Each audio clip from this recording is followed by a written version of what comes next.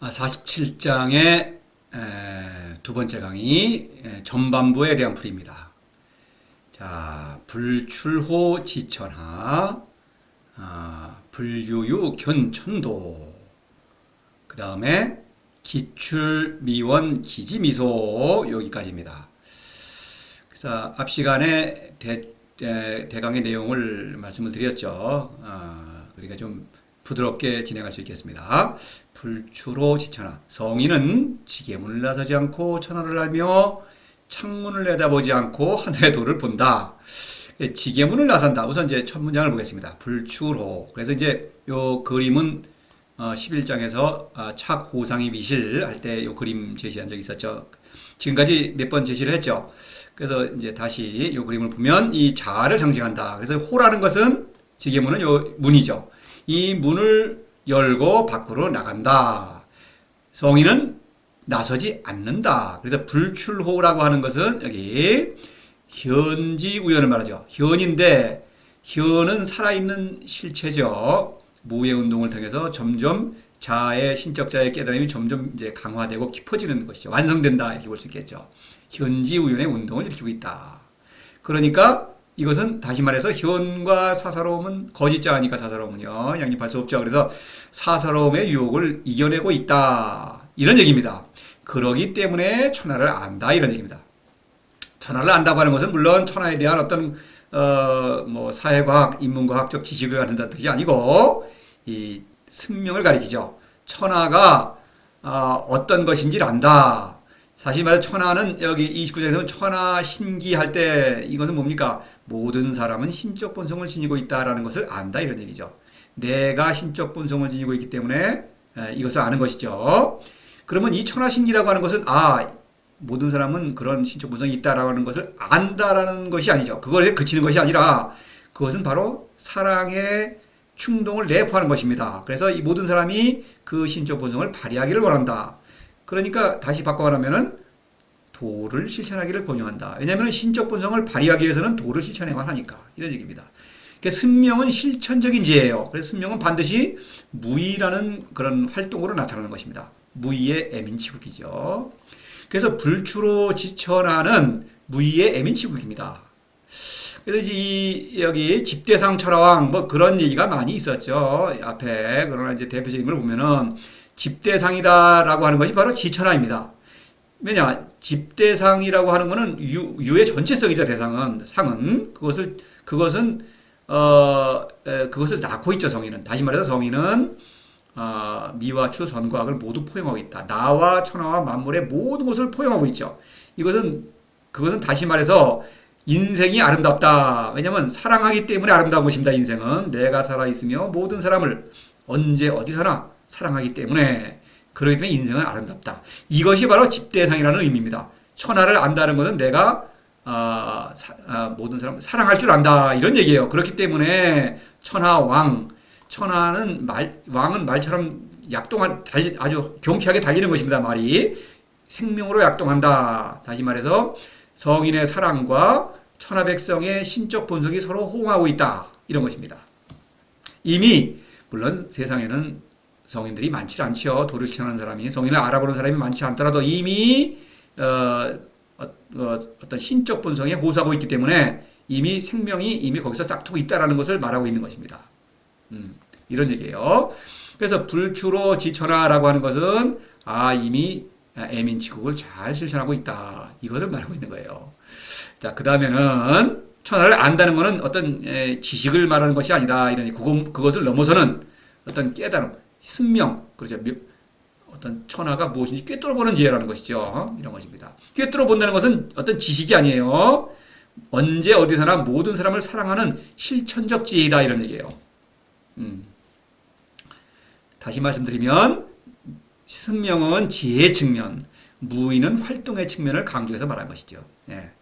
그 다음에 불유유 견천도 이것은 뭐냐면은 이 성인은 불유유, 이 규유라는 것은 미신이죠. 우상에 의지하는 것이죠. 성인은 우상을 의지하지 않는다 또는 성인은 미신 행위를 하지 않는다 이런 얘기입니다. 그럼에도 불구하고 천도 하늘의 도를 본다. 하늘에 있는 도죠. 그걸 본다. 그러니까 이 미신행위는 이제 여기서 여기 그림 여기 천문 이제 노자 시대에 천문하는 거는 잘 이제 지금 흔적이 없죠. 그러나 지금의 현대 천문대처럼 이렇게 요게 지금 천문대를 보면은 망원경으로 이렇게 보이지만 요 까만 부분 요것이 창문이죠.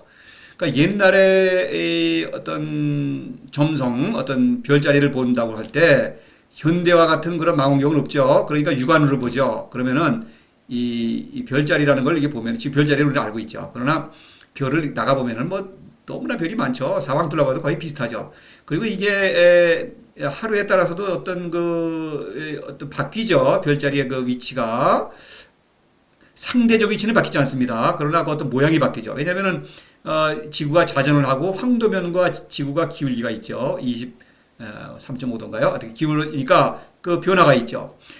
그러니까 그거를 관찰하기 위해서는 어떤 틀 같은 거를 가지고 볼 수밖에 없죠. 이게 U입니다. 그것이 U. 그렇죠? 요 U. U라고 하는 것은 바로 물론 여기서는 이거 호고 이거는 U이지만 자의 밖을 외부를 어떤 U를 바라봄으로써 하늘의 뜻을 알 수는 없는 것이죠. 근데 미신은 U를 바라보는 것입니다. 그러니까 하늘을 바라보고 하늘의 별의 움직임을 보고 하늘의 뜻을 알려고 하는 어떤 신의 뜻을 알려고 하는 것이죠. 그 신이라고 하는 것은 노자 시대에는 상제죠. 가장 높은 신이죠. 그 상제가 하늘 위에 좌정하고 있어가지고 어떤 천체를 움직인다 이렇게 생각하는 것이죠. 그러니까 그거를 별을 관찰한다는 것은 어떤 틀을 가지고 그 틀을 천체를 나눠야겠죠. 이런 창문처럼 나눠서 보는 것입니다. 이것은 혼자 할 수 있는 일이 아니죠. 이거는 권력자가 어떤 그 천문관을 임명을 해야겠죠. 그 다음에 천문관은 혼자 안 하죠. 많은 그 수하들을 데리고 또 장비와 어떤 그 구조물을 가지고 하는 것이죠. 엄청난 그 비용이 드는 일이죠. 이것은. 그래서 별자리를 관찰하는 것입니다. 그러면은 이거를 보면은 사실 항성간의 위치는 미세하게 변하지만 그 당시에는 알 수가 없죠. 대개 행성의 변화를 이제 관측을 하는 것이죠. 행성이라고 하는 것은 이제 우리가 이제 육안으로 볼 수 있는 것은 수성, 금성, 그다음에 화성, 목성, 토성까지죠. 그다음에 그 행성이고 그다음에 이 해와 달이 있죠. 해와 달은 또 식이 있죠. 일식과 월식이 있겠죠. 그다음에 또 뭡니까 별똥별이 뭐 크고 작은 별똥별들이 무수히 많이 떨어지죠. 그다음에 신성, 초신성, 폭발이 있겠죠. 이런 것들을 보고 이제 하늘의 뜻을 알려고 하는 것이죠. 물론 그것을 이제 총체적으로 그건 우상이죠. 왜냐하면 어떤 하늘 위에 있는 좌정하고 있는 어떤 상제라는 어떤 존재가 그 별들을 운행한다고 여겨지는 것이죠. 그렇죠? 그러니까 그건 우상을 이 얘기를 꾸며내서 그것으로부터 어떤 말하자면 그 계시랄까 그런 걸 알려고 하는 것이죠. 그래서 천도를 보려고 하는 것입니다. 견천도. 견이라고 하는 것은 드러나는 것이죠. 하늘을 보면은 별의 운행을 통해서 상제의 뜻이 보여진다, 드러난다 이렇게 이어지고 있는 것이죠. 그래서 성인은 미신행위에 의지하지 않고 하늘의 뜻을 도를 본다 이런 얘기를 하고 있는 것이죠. 이 미신 이거를 좀 보십시다. 상제라는 말은 이 윗상체 상제는 노자는 직접 사용하지 않았죠. 그러나 사장에서 상제지선이라는 말을 할 때 간접적으로 상제를 말하고 있다. 4장에서 말씀을 드렸어요. 이해가 안 가시면 4장을 또 보셔야 되겠습니다. 그래서 이걸 이제 동음이의죠. 동음이의. 음은 같죠. 그러나 다른 것이죠. 그래서 풍자하는 것이죠. 상제가 우상이라는 것을. 왜냐하면 상제라고 하는 것은 이건 신이 아니죠. 상은 유의 전체성 만물이죠. 유죠. 그러니까 성인은 지금 유를 낳고 있죠. 상제지선이니까. 그러니까 이 상제는 윗상제 상제는 당연히 우상이죠. 이것은 이렇게 되는 것입니다. 그래서 20장에서 여향태례 할 때에도 바로 이 큰 소를 제물로 바칩니다. 그 하늘의 뜻에 이 상제를 즐겁게 하기 위해서 우스꽝스러운 것이죠. 이거 이제 풍자하는 것이죠. 이거 20장에서 이것도 그렇습니다. 이런 미신행위를 하지 않는다. 성인은 도와 직접 교감하고 있다. 이런 얘기입니다. 도는 물론 살아있는 신이죠. 성인에게 신적인 깨달음과 신적인 초이성적인 지혜를 주고 성인으로 하여금 천하와 만물을 완전하게 다스리고 있다. 그래서 성인을 지금 현지 우현의 운동을 일으켜서 자신을 완성하고 있죠. 그러니까 그런 위대한 존재와 교감하면서 그 존재를 믿고 있는 것입니다. 왜냐? 견천도, 천도를 보고 있어요. 그래서 견천도는 무지무욕을 가리킨다. 도와 서로 사랑하는 것이죠. 도를 사랑하는 것이 무지요. 도에로부터 내려오는 어떤 사랑이 내려오는 것이죠. 묘의 사건. 그것이 무욕입니다. 이것은 앞에 지천하는 승명이죠. 거기에 비해서 미명이 되겠습니다. 무의에 비해서 무지무욕이 되겠죠. 승명은 미명에 근거하고 무의는 무지무욕에 근거한다. 이런 얘기가 되겠습니다. 그래서 1장에서 상무욕이 관기묘할 때 관기묘의 사건이죠. 묘는 자의 깨달음이죠. 무는 도, 다시 말해서 도는 알 수가 없는 존재입니다. 그런데 도에서 내려오는 그 묘의 사건은 바로 묘는 나입니다. 내가 변화하는 사건이에요. 그 사건을 통해서 하늘에 있는 도를, 그렇죠. 천의 도를 보는 것입니다. 보여지는 것이죠. 나의 자의 깨달음을 통해서 보여지는 것입니다. 견천도. 그렇죠. 바로 그것을 말하는 것입니다. 수동적인 것이죠. 저절로 보여지는 것이죠. 왜냐하면 무상의 선물이기 때문에. 묘라는 것은 도가 주는 무상의 선물입니다. 도는 끝끝내 알 수가 없습니다. 예, 여러 번 말씀드리지만 천도는 천지도하고 구별이 됩니다. 9장에서 공수신태 천지도 그랬죠. 이럴 때 공을 마치고 몸을 물리면 할 때 이 신은 사사로움이죠. 그렇죠? 사사로움. 신은 동어 이의를 쓰여서 현을 가리키기도 하죠. 7장에서 여기서는 이제 사사로움. 사사로움을 물리니까 그것이 천지도라는 것은 성인을 가리키죠. 하늘에서 내려온 도다. 이런 것입니다. 성인이란 뜻이에요. 천도는 도 자체입니다. 하늘에서 만나는 도죠. 하늘은 물론 성인이죠. 도를 만나는 장소로서의 성인을 가리키기도 하고 또 천은 도를 가리키기도 합니다. 하늘에서 만나는 그런 존재이니까. 이런 얘기입니다. 두말할 것 없죠. 성인은 천지죠. 다시 말씀드릴 필요가 없겠죠. 천장지구 7장 이래로 천지라는 말이 계속 있었죠. 물론 1장에서 천지 지시할 때도 그 천지도 성인입니다. 당연하죠. 이 당연한 얘기를 자꾸 되풀이야 하는 것은 왜냐하면 이거를 납득을 안 하는 분들이 너무 많으리라는 것을 제가 알고 있기 때문에 자꾸 되풀이하는 것입니다. 자, 그리하여 기출미원 기지미소. 그래서 사람은 여기서 주어는 사람입니다. 사람은 사실은 이제 그는 이래겠죠. 사람은 누구나 그는 그래서 이제 사람은 누구나 그 사람을 가리키는 이제 일종의 부정법이죠. 그래서 사람은 집을 멀리 나갈수록 천하를 더 적게 한다. 나간다는 것은 출은 집이라는 것을 전제하는 것이죠. 그러니까 자를 떠날수록 이런 얘기입니다. 여기서 이 집을 제가 그림을 좀 달리 갖고 왔죠. 왜냐하면 45장에서 여기 조승한 정승열 얘기할 때 춥다 이거를 이제 표시하기 위해서 이 그림을 이렇게 눈 온 그림 이제 집에 풍경화를 가지고 왔습니다. 그래서 사람은 집을 멀리 떠난다고 하는 것은 결국 사사로움이죠. 더 멀리 간다는 것은 사사로움을 더 추구하는 것이죠. 그럴수록 나를 모르니까 기지미소, 천하를 더 적게 한다. 나를 알아야만 천하를 제대로 할 수 있다. 이런 얘기죠. 나를 모르니까 천하를 더 모른다. 모르는 것도 정도가 있는 것이죠. 이런 얘기입니다. 그래서 보겠습니다. 좀 자세히. 기출은 사사로움이죠. 그런데 미원이라는 것은 더 멀리 간다고 하는 것은 나로부터 더 멀어지는 것이죠. 재물, 명예, 권력, 우상 이런 단계죠. 재물이라는 것은 사사로움의 출발점이죠. 물론 쾌락이 출발점이지만 쾌락만 있다면은 사사로움이 성립하지 않죠. 왜냐하면 쾌락의 대상은 이거 그냥 소모되고 말죠. 그러나 재물은 언제든지 쾌락을 누릴 수 있는 그런 어떤 저축 어떤 돈이죠. 일종의 돈만 재물은 아니지만 쾌락과 치환될 수가 있죠. 그렇기 때문에 이것을 나로 착각하는 것입니다. 이것을 많이 모으면 그걸 나라고 착각하는 거예요. 내 명예라는 것은 이제 들뜨는 거죠. 나를 거짓자를 나라고 생각할 뿐 아니라 이것을 가지고 남에게 인정받으려고 하는 것이죠. 권력은 이미 이제는 완전히 인정받은 것이죠. 최고 경제에 올라가갖고 누구나 자기를 인정해주고 인정하지 않는 놈은 강요하는 것이니까 권력은 권력보다 높은 게 우상이죠. 우상에 의해서 신격화된다. 권력은 세상에서 가장 높은 것이죠. 그런데 그래도 세상을 완전히 지배할 수는 없습니다. 권력자가 되기 전에는 잘 그걸 못 느끼겠지만 권력자가 되보면 알 수가 있어요. 아, 이거 안 됩니다. 그래서 권력이 올라가더라도 뭐 밑에서 자꾸 치고 올라오죠. 경쟁이죠. 늘 불안합니다. 그 다음에 권력으로 모든 걸 지배할 수는 없죠. 죽음 지배할 수 없죠, 당연히. 그러니까 사후의 세계라든가 이런 거 하기 위해서 우상. 물론 신이죠. 위대한 신이라는 이름의 우상을 빌려서 권력을 치장하는 것입니다. 그러니까 이것은 권력은 자아로부터 너무나 멀리 떨어져 있죠. 이런 것입니다. 그래서 이 좀 예를 들면은 뭐 지금까지 이런 얘기 많이 있었죠. 12장에서 치빙전렵 영인심 발광할 때 전렵 뭡니까?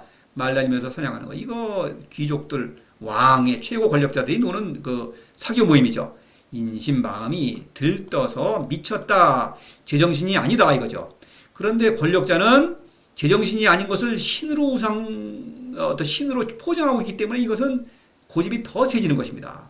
명예만 하더라도 이거는 이제 재물은 어떤 그래도 재물 자체로 있을 때는 상당히 이성적인 능력이 남아 있어요. 그런데 명예가 되면은 이성을 상실한 것입니다. 권력자는 말하자면 이성을 상실한 영리한 짐승이죠. 비이성적인 짐승입니다. 그런데 그것이 신격화되어 있기 때문에 이것은 뭐 이 도저히 이 어떤 자아로 돌아가려면 너무가 거리가 먼 것이죠. 권력이라는 것은. 더군다나 권력의 화려함에 눈이 팔려 있죠. 이런 것입니다. 이것을 또 말한 것이 이제 45장에서 바로 이 그림에서 조승한 정승절. 축적. 사사로움은 욕구를 추종하기 때문에 늘 허전하다. 이런 얘기입니다. 그래서 허전함을 채우기 위해서는 학문이죠. 그래서 열심히 뛰면은 열이 난다. 경쟁을 하는 것이죠. 경쟁이 심해지면 바로 옆에 친구를 무찔러야겠죠. 범죄가 일어납니다. 뭐 도둑질, 살인, 뭐 강도, 살인, 그 다음에는 뭡니까? 뭐 전쟁, 반란 이런 게 일어나는 것이죠. 안 되겠다, 파국에 이릅니다. 그러면 다시 정신을 차리는 것이죠. 여기 정의죠. 이성적 지혜입니다. 이성적 지혜를 참으로 잘 발휘하면 도를 실천해야 하겠는데 도를 실천하지 않으면 이성적 지혜에 머무르게 되면 어떻습니까? 이거 사사로움이라는 건 어쩔 수 없이 또 추워지는 것입니다. 한이죠. 그 다음에 다시 학문으로 추위를 이기고 열나죠. 열이 또 심해지죠. 또 폭발하죠. 이렇게 냉탕, 열탕을 왕복하는 것이죠. 평화와 혼란. 그렇죠? 그렇죠. 세상은 항상 그렇죠. 가장 평화로운 때가 잠깐 있는가 하면 또 슬슬슬 혼란해지더니 그 다음에 대변혁 어떤 반란이 일어나죠. 그 다음에 또 왕조가 바뀌고 이래 되는 것입니다. 개인에게서도 마찬가지죠. 개인도 야, 너무 이거 뭐 일하다 보니까 뭐 정신이 없죠. 뭐 노이로제다 신경증이 걸리죠. 그러면은 정신병으로 치료를 하고 그러면 이거 마음을 가라앉히죠. 별거 아닙니다. 이렇게 상담을 합니다. 조용합니다. 근데 이거 도를 실천하지 않으면 또 심심해요. 또 열이 이렇게 되는 것입니다. 그렇게 헛되이 냉탕, 열탕을 왕복하다가 그냥 인생을 마치는 것입니다. 기출미원 이것입니다. 기지미소 이제 그러면 안다라고 하는 것은 이것입니다. 미소라고 하는 것은 이제 그러면 기지 아는 게 뭐냐? 제대로 아는 것을 좀 봐야만 적게 안다는 걸 알 수 있겠죠. 성인은 제대로 알고 있죠. 도를 아는 것입니다. 도를 알죠. 도를 직접 알 수는 없죠. 도가 나에게 주는 그 신적 깨달음, 길을 통해서만 도를 알 수가 있는 것입니다. 나를 압니다. 나오자입니다. 이거는 나를 알고 그다음에 천하를 알죠. 천하신기. 그다음에 천하백성을 사랑하기 때문에 만물이 이 성인의 그 사랑에 호응하는 것이죠. 애민치국과 호응해서 변화하죠. 37장에서 만물 장자화 이렇게 말한 것입니다. 학문은 뭡니까? 사사로움을 추구하죠. 여기 말하는 조승한 정승열에서 학문은 지입니다. 요것이 바로 학문입니다. 학문은 재물, 명예, 권력, 그 다음에 우상을 계속 추구하는 것입니다. 권력을 추구하니까 권력은 우상, 물론 재물, 명예 여기에도 우상이 있죠. 이건 낮은 수준의 우상이죠. 최고 권력자는 가장 높은 수준의 우상을 섬기는 것입니다. 그렇죠? 그래서 학문은 점점 자아로부터 점점 멀어져 간다. 그래서 이것을 말하는 것이 33장에서 지인자 지죠. 지혜롭다고 인정을 받습니다. 여기서 지인은 뭡니까? 이것은 사사로움을 가리킵니다. 물론 사람의 활동이죠. 그러나 그것은 거짓자입니다. 거짓자이기 때문에 여기서 말하자면 하사는 사람을 안다고 생각하지만 그건 사람이 아닌 것이에요. 그래서 사람을 규범으로 통제하려고 하죠. 사람은 통제하는 존재가 아닙니다. 신적인 존재이기 때문에. 그래서 통제하려고 규범을 만들어내죠. 그것이 바로 38장에서 인의예죠. 인의예. 그래서 이 인의예는 각각 재물, 명예, 권력에 대응합니다. 또 우상과는 바로 우상이 상제야말로 가장 높은 우상이죠. 이렇게 되어 있습니다. 그렇죠. 인은 이것입니다. 권력자는 재물이 많죠. 그러니까 아래 것들한테 재물을 주는 것입니다. 재물을 풍부하게 너그럽게 베풀면 고마워하죠. 의라는 것은 뭡니까? 이 인내 단계에서는 굳이 보답을 뭐 요구하지 않아요. 그냥 일방적으로 베풀기만 합니다. 근데 자기 속셈에는 있지만 자기도 모르죠. 나중에는 이거 갚아야 되는 거 아니야? 이 의입니다. 이 의를 잘 지키는 사람은 명예로운 것입니다. 그렇죠. 그렇죠. 그 다음에 이것이 아주 성공하게 되면 이제 예가 나오는 것입니다.